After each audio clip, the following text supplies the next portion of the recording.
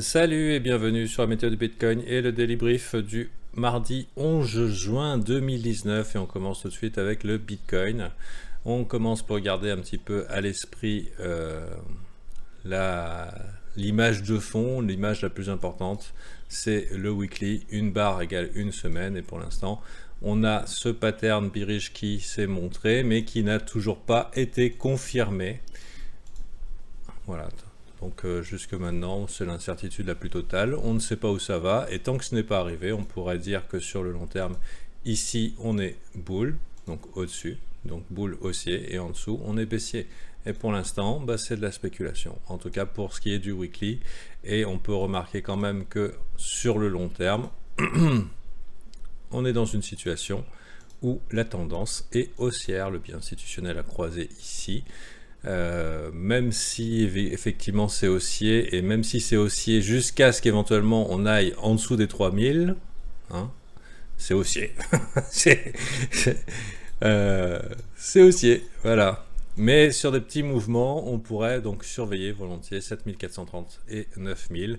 Évidemment, si on venait partir à 9000, les bières seraient en PLS et en souffrance. Ce qui signifierait, vu le temps de consolidation qu'on a eu ici, probablement une augmentation importante sur un mouvement harmonique. Le marché aime bien avancer en harmonie. Alors c'est pas la règle, hein. Si vous voulez renseigner sur les mouvements harmoniques, il y a des bouquins là-dessus, avec des targets potentiels là-dessus, à condition qu'on break les 9000 et donc on vienne chasser les stops des bières, ceux qui ont parié à la baisse sur ce mouvement, en tout cas en long terme. Pour l'instant, pas d'informations. Il faut savoir que 90% du temps, le marché se retourne à l'heure de Londres, donc le matin à Londres, donc c'est dans quelques heures, le mardi et le mercredi. Donc il faut s'attendre à voir la direction de ce marché nous être donnée soit aujourd'hui, soit demain.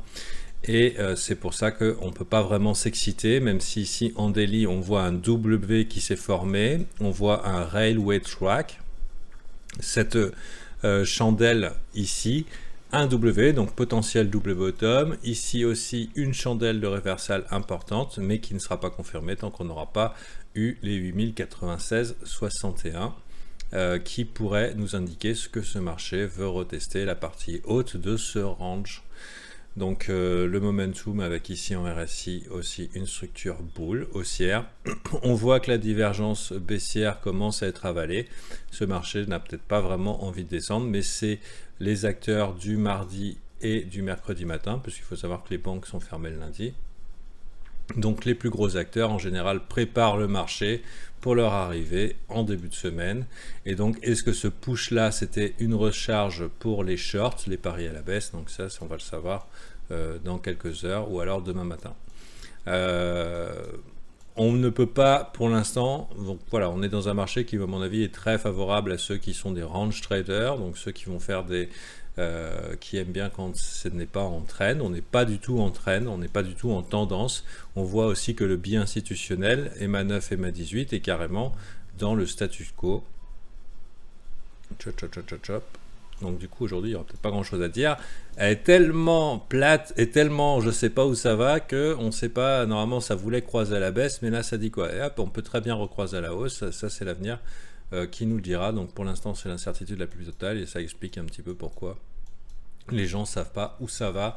On va essayer de chercher des indices et des informations qui ne sont pas normalement accessibles au public pour voir où ça peut aller. On pourra regarder un petit peu ici, voir l'index.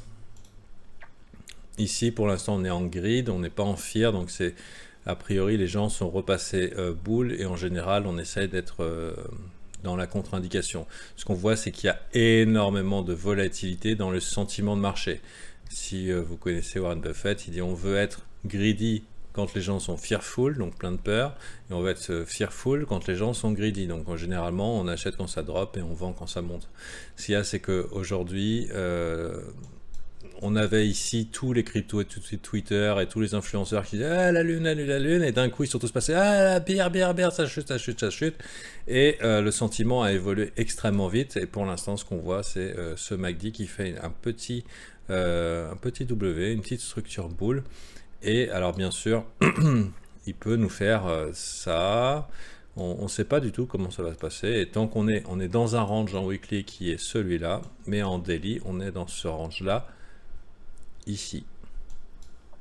Donc, est-ce qu'on a vraiment des raisons de s'exciter? La tendance est haussière, ok, mais pour l'instant, c'est de la spéculation tant qu'on est dans le range et on attend les breaks.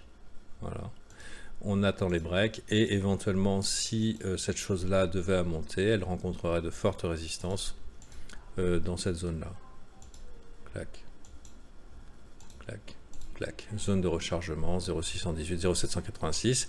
Et ici, zone de rechargement pour les shorts. On constate aussi que la plupart des chandelles, les corps de chandelles, ont été repoussés à peu près dans cette zone-là. Donc on pourrait envisager qu'à 8775, il y a vraiment beaucoup de personnes intéressées pour vendre ce marché. Pour l'instant, je pense que c'est un marché qui se cherche et on attend un petit peu de voir comment on va être mangé ce matin ou demain matin. Donc au moment où vous regarderez cette vidéo, on aura peut-être la résolution. Ici, de ce que je vois, on a un potentiel. Bon, ici déjà, on a un trou dans le volume profile. Ça pourrait très bien signifier qu'on voudrait revenir ici, passer un petit peu de temps. Mais est-ce que ça signifie ce drop? J'en sais rien, puisqu'à chaque fois, les bulls ont repoussé les attaques des bears et ils ont gagné du terrain. Bien sûr, hier, on pouvait se dire, ok, comment ça va se passer? La chandelle, le fait qu'elle est fermée aussi positive et qu'elle n'ait pas été repoussée, c'est un indicateur. Le railway track, le signal haussier, c'est à partir de ce machin-là. Ok. Donc allons voir en 4 heures si on a des indicateurs momentum. Pour l'instant, c'est en fait ça sait pas où ça va. Ça c'est relativement bull et on pourrait considérer que le mouvement est bull tant que la trendline en 4 heures n'est pas rompue. Donc ça peut prendre encore plus de temps dans la catégorie incertitude. Donc pour l'instant, on est dans un range trading et dans ce cas-là, si vous êtes un range trader, je vous invite à simplement essayer de vendre, d'acheter les reload zones ici ou peut-être les body candle low ici, essayer de faire des entrées, d'accompagner, de capturer des petites parties de mouvement. Le volume profile est très propre. Ce marché, voilà, va pas tarder à se décider. Mais pour l'instant, on n'en sait rien. On voit aussi qu'il y a eu une grosse distribution de volume ici. On est sur le point de contrôle sur le volume profile, ce qui signifie que si on allait à la baisse, ça deviendrait peut-être une grosse zone de résistance. Mais si on allait à la hausse, ça deviendrait un support important, en tout cas ici. Donc c'est un petit peu en train de se décider. Pour ceux qui suivent sur le brief, on regarde en early et on voit qu'on a un potentiel bot. C'est un setup qu'on utilise en continuation avec un lot, 2 lots et 3 lots. On attend confirmation. Je pense que c'est à peu près par ici qu'on pourra avoir une entrée potentielle, tandis que les bears sont en mode PLS, panique, parce qu'on s'approche de leur stop. Et si ça venait à arriver, on pourrait faire un petit test. Clac, clac, bot 1. Ok, on est juste revenu en dessous. On va le cloner. Clac, clac. Alors bot 2, c'est pas un robot, c'est mon mentor qui a nommé ce setup de cette façon-là parce qu'il tradait comme un robot. C'est-à-dire que c'est un setup qui est vraiment simple d'utilisation. Il n'y a pas 100% de réussite. Les setups qui ont 100% de réussite, ça n'existe pas. Et on gère son risque. On gère son risque de manière à pouvoir respecter la règle numéro 1 en trading, qui est la capacité de revenir demain. Donc si vous retirez cette possibilité et que vous partez all-in sur vos trades, à chaque fois vous mettez en situation de ne pas pouvoir revenir demain. Et dans ce cas-là, vous ferez comme 90% des gens, c'est-à-dire tout perdre. Et 90%, je suis gentil. Donc un risque récompense de 95 pour 1, ce qui signifie que je peux avoir tort 3 fois sur 4, ce qui est pas mal pour gagner de l'argent. Et on va voir un petit peu comment ça se goupille. Pour l'instant, l'entrée n'est pas signalée et le signal serait de l'ordre des 8009. Le problème du fait que ce soit de l'ordre des 8009, c'est que 8000 est un palier psychologique et qu'on pourrait très bien penser que beaucoup de gens attendent pour rentrer dans ce marché les 8000, où ils ont mis leur stop à 8000. On voit aussi que c'est la value high, et vu qu'on est dans un marché qui est range et non pas en tendance, ça pourrait être tout simplement un fake out. Ça veut dire que voilà, tout simplement, on va chasser la liquidité. Donc faites attention, surtout à l'approche de la London Kill Zone, dans la Kill Zone de Londres. On peut s'attendre à des fuck moves, mais bon, Si ça correspond à votre plan et que vous prenez les bottes dans votre plan, bah on prend le trade et on prend sa perte et on vit avec le résultat. Je pense que pour le Bitcoin, ça va être aussi court que ça aujourd'hui, puisque pour l'instant, on attend la résolution de ce marché. Target potentiel ici vers 8349.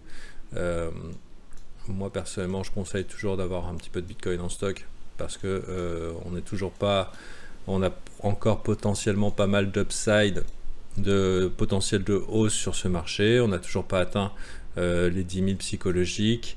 En long terme, on est haussier, mais par contre, voilà, il ne faut pas être 100% Bitcoin, tout simplement parce qu'on a quand même un potentiel baissier relativement important et qu'on a dans les, je dirais, 6-8 mois à venir, la possibilité d'un retour dans la zone de rechargement qui est de 5005 à 4557, mais qui ne serait pas beaucoup différente si ce marché venait à pomper davantage.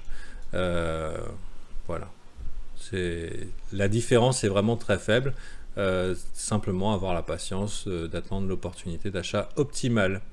Ceci étant dit, sachez que vous pouvez me retrouver sur le brief, et là on va partir sur les altcoins et toutes les questions méthodes et les questions que m'ont demandé les abonnés de mon groupe privé, qui sont des gens qui veulent améliorer leur trading et créer un système adapté à leur personnalité, hein, qui je leur donne pas des trucs tout faits, c'est des mecs qui bossent de leur côté et qui font leur propre progrès, et je les aide à aller dans cette direction. Je vous déconseille de vous mettre dans des groupes où il y a des calls ou ce genre de trucs, parce que bon, généralement c'est des escroqueries, et puis surtout si le mec sort de sa position, alors la plupart du temps ils se contentent de vous vendre leur bague, c'est-à-dire ils ont acheté un truc et ils veulent que vous achetiez pour que ça soit bon pour eux, surtout si le coin c'est quelque chose d'assez liquide, où il y a zéro volume et tout, ça leur permet de faire du bénéfice sur votre dos.